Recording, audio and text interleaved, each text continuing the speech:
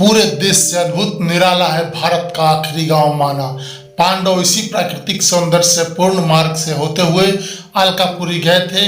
कहते हैं कि अभी कुछ लोग इस स्थान को स्वर्ग जाने का रास्ता मानकर चुपके से चले जाते हैं।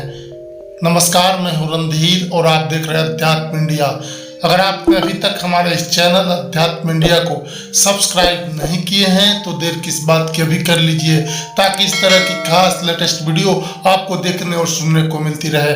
आज के इस वीडियो में मैं एक ऐसे जगह, एक ऐसे गांव के बारे में आपको बताने जा रहा हूं जिसके बारे में मान्यता है कि महाभारत काल में पांडव सशरीर इसी रास्ते से स्वर्ग गए थे। तो आइए जानते हैं। हिमालय में बद्रीनाथ से 3 किलोमीटर आगे समुद्र तल से 18,000 फुट की ऊंचाई पर बसा है भारत का अंतिम गांव माना। भारत तिब्बत सीमा से लगे इस गांव की सांस्कृतिक विरासत तो महत्वपूर्ण है ही, यह अपनी अनूठी परंपराओं के लिए भी खासा मशहूर है। यहाँ रंडप्पा जनजाति के लोग निवास करते हैं। पहले बद्रीनाथ से कुछ ही दूर गुप्त गंगा और अलकनंदा के संगम पर स्थित इस गांव के बारे में बहुत कम लोग जानते थे, लेकिन अब सरकार ने यहां तक पक्की सड़क बना दी है।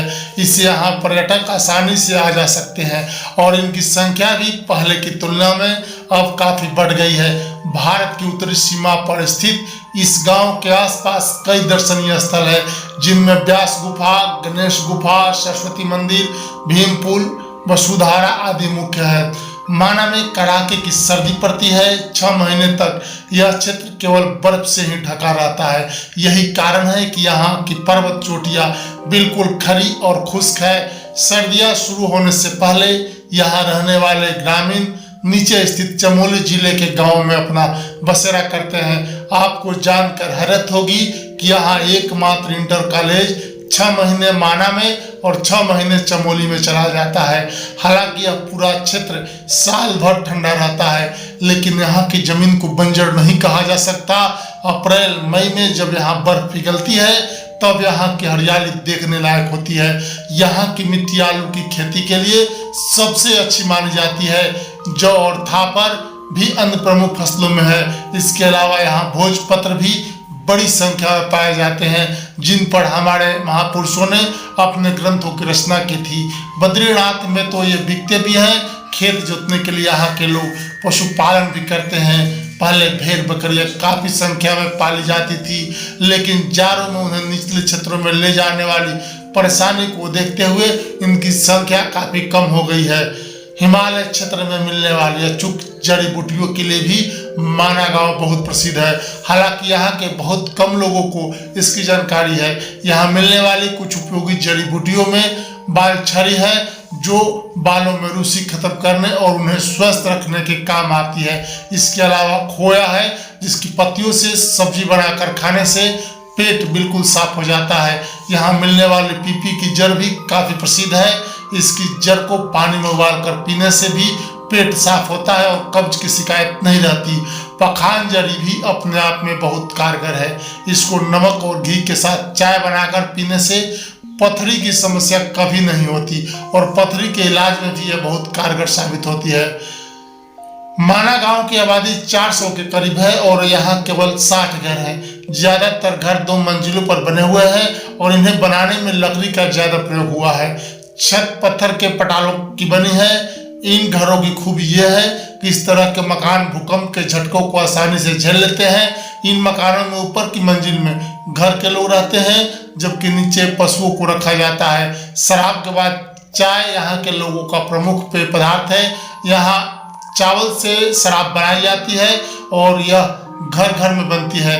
बद्रीनाथ धाम के पास शराब का यह बढ़ता प्रचलन मन को झिझोड़ता और कचोटता जरूर है, लेकिन हिमालयी क्षेत्र और जनजाति होने के कारण सरकार ने इन्हें शराब बनाने की छूट दे रखी है। माना गांव से लगे कई ऐतिहासिक दर्शनीय स्थल है। गांव से कुछ ऊपर चढ़ाई पर चढ़े तो पहले नजर आती है गणेश गुफा और उसके बाद व्यास गुफा।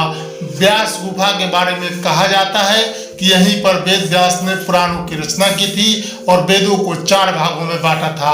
व्यास गुफा और गणेश गुफा यहाँ होने से इस पौराणिक कथा को सिद्ध करते हैं कि महाभारत और पुराणों का लेखन करते समय व्यास जी ने बोला और गणेश जी ने लिखा था।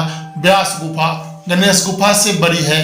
गुफा में प्रवेश करते ही किसी की भी नजर एक छोटी सी शिला पर पड़ती है। इस शिला पर प्राकृत भाषा में वेदों का अर्थ लिखा गया है। इसके पास ही है भीमपुल। पांडव इसी मार्ग से होते हुए अलकापुर यानी स्वर्ग गए थे। कहते हैं कि अब भी कुछ लोग इस स्थान को स्वर्ग जाने का रास्ता मानकर चुपके से चले जाते हैं। प्राकृतिक सौंदर्य के साथ साथ भीमपुल से एक रोचक लोक मान्यता भी जुड़ी हुई है। जब पांडव इस मार्ग से गुजरे थे तब वहां दो पहाड़ियों के बीच गहरी खाई थी। इसे पार करना आसान नहीं था।